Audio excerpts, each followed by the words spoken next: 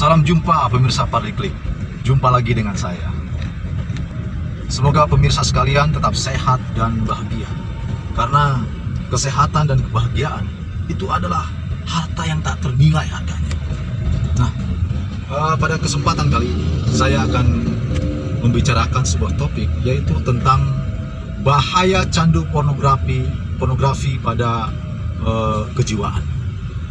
Namun sebelumnya, ada baiknya kalau kita terlebih dahulu memahami apa itu pornografi, dan kemudian juga kita harus tahu faktor apa yang menyebabkan seseorang itu menjadi candu pornografi.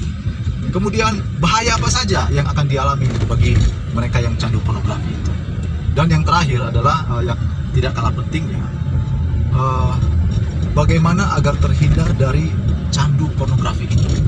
Oke, kita mulai satu persatu. Yang pertama adalah apa itu pornografi? Pornografi itu adalah gambar atau video atau tulisan yang menggambarkan perilaku seksual untuk menimbulkan gairah seksualitas. Dan tentu saja mereka yang rentan terpapar pornografi ini adalah para remaja sekalian. Dan memang masa remaja ini adalah masa peralihan dari masa anak-anak menuju dewasa, dengan rentang usia antara 12 sampai 22 tahun. Dan pada masa remaja ini juga terjadi proses pematangan, baik itu pematangan secara fisik maupun psikologi. Dan yang paling menonjol dari para remaja ini adalah sifat keingintahuannya yang sangat tinggi untuk memahami berbagai macam hal, termasuk masalah-masalah yang berhubungan dengan seksualitas. Nah, berdasarkan survei yang dilakukan oleh Kementerian Kesehatan tahun 2017 terhadap siswa-siswa yang ada di Indonesia, dan hasilnya sangat mengejutkan bahwa ternyata dari hasil survei tersebut ada 94% siswa yang pernah mengakses konten pornografi. Dan melalui survei itu juga dikatakan bahwa siswa yang mengakses konten pornografi ini, mereka melakukannya melalui game itu sebanyak 4%, kemudian melalui film, televisi itu sebanyak 17%, lalu majalah 19%, kemudian buku 26%, lalu melalui medsos 34%, dan yang sedikit agak mencengangkan adalah melalui komik itu sebanyak 43%. Dan yang terakhir itu melalui internet sebanyak 57%. Jadi artinya dari hasil survei itu mengatakan bahwa internet itu adalah mempunyai peranan yang sangat penting dalam kehidupan para remaja.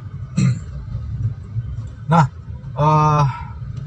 dari hasil survei tersebut, tentu hasilnya sangat menyedihkan, sangat mengkhawatirkan, karena kita tahu bahwa di pundak para remaja inilah masa depan bangsa ini, dan kita berharap bahwa dari para remaja inilah akan muncul pemimpin-pemimpin masa depan yang luar biasa. Namun faktanya dari hasil survei tersebut tentu ini sangat mengecewakan, karena dari hasil survei tersebut, di mana ada 94% dari siswa itu pernah mengakses konten pornografi, artinya ada sebuah peluang yang besar di mana beberapa dari siswa itu akan menjadi candu terhadap pornografi. Ya, ini tentu sangat mengkhawatirkan sekali, dan perlu mendapatkan perhatian khusus baik dari orang tua, masyarakat, lingkungan, bahkan sekolah, atau bahkan pemerintah. Ya, memang regulasi di Indonesia tentang pornografi ini, terutama di bidang media massa seperti internet, itu tidak terlalu ketat. Apalagi ditambah dengan budaya masyarakat kita, di mana budaya masyarakat kita ini jika membicarakan seks, pornografi antara orang tua dan anak itu masih tergolong tabu. Sebagai contoh, ada seorang anak yang menanyakan kepada orang tua tentang alat reproduksi. Nah, sebagian orang tua yang tidak siap, gagap, kemudian mencoba mengalihkannya dengan istilah-istilah yang membuat si anak bertambah bingung. Sebab orang tua mengistilahkan alat reproduksi tadi dengan burung, dompet, dan sebagainya. Sehingga ya memang orang tua juga ada anggapan dari mereka bahwa ya anak kecil masih ingusan, belum tahu apa-apa, jadi ya biarkan saja mereka tahu dengan sendirinya. Alhasil sang anak mencari tahu informasi ini dengan cara mereka sendiri. Tentu saja ini mengandung resiko yang sangat tinggi. Tentu ada anak-anak yang akhirnya menjadi penasaran, lalu mencoba-coba untuk membuka konten pornografi, lalu kemudian mencari-cari informasi dari teman sebayanya, dan bahkan ada juga yang mungkin yang kebetulan tidak sengaja membuka konten pornografi. Dan kita bisa bayangkan jika mereka melakukan seperti itu, mereka kemudian membuka, lalu ketagihan, membuka lagi, dan menjadi kecanduan. Tentu kita tidak menginginkan hal tersebut.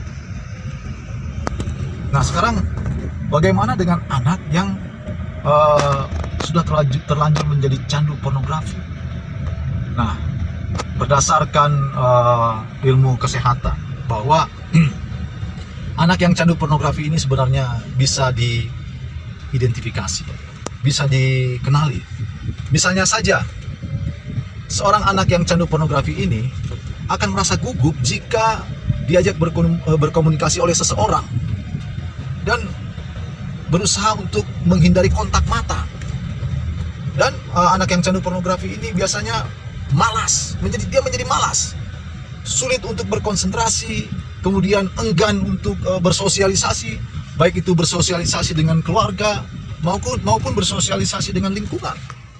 Senang menyendiri, ketergantungan dengan gadget. Lalu kemudian anak yang candu pornografi ini mudah emosi, sangat sensitif, dan ya yang paling mengkhawatirkan adalah mereka itu tidak bisa berpikir untuk merencanakan masa depannya. Nah, pertanyaannya adalah bagaimana hal ini bisa terjadi? Nah, berdasarkan ilmu kedokteran, bahwa candu pornografi ini seperti halnya candu rokok dan juga candu narkoba. Malah candu pornografi ini sebenarnya lebih parah daripada candu rokok dan candu pornografi. Sebab pornografi ini bisa merusak, bisa menyebabkan kerusakan otak. Dan kerusakan otak yang diserang oleh pornografi ini adalah prefrontal cortex, yaitu bagian otak yang berada persis di belakang dahi. Nah, bagi manusia, prefrontal cortex ini adalah salah satu bagian otak yang paling penting. Sebab bagian otak ini adalah berfungsi untuk berpikir, untuk merencanakan, untuk memutuskan sesuatu, untuk memahami diri sendiri, kemudian untuk berempati kepada orang lain, untuk mengontrol emosi, dan bahkan moral. Nah, jadi kita bisa bayangkan jika seandainya pornografi ini menyerang prefrontal cortex ini, bagian otak ini akan sangat menyedihkan, sangat berbahaya, karena bisa merusak tatanan masyarakat. Artinya, anak yang candu pornografi ini bisa menyebabkan terjadinya pemerkosaan, baik pemerkosaan terhadap teman, saudara, keluarga, bahkan lingkungan. Ini sangat menyedihkan sekali. Nah, sekarang bagaimana jika si anak tersebut sudah benar-benar menjadi candu? Tentu cara pengobatannya adalah melalui berbagai macam terapi, kemudian peranan orang tua, keluarga itu sangat besar.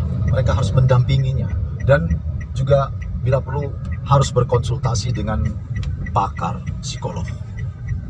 Nah, sekarang yang tidak kalah penting adalah bagaimana caranya agar remaja-remaja ini terhindar dari candu pornografi. Nah, ada pepatah yang mengatakan bahwa tidak ada anak yang salah bergaul, yang ada adalah salah asuhan. Nah, jadi dari pepatah ini dengan jelas mengatakan sebenarnya bahwa peranan orang tua itu adalah sangat penting sekali dalam perkembangan sang anak.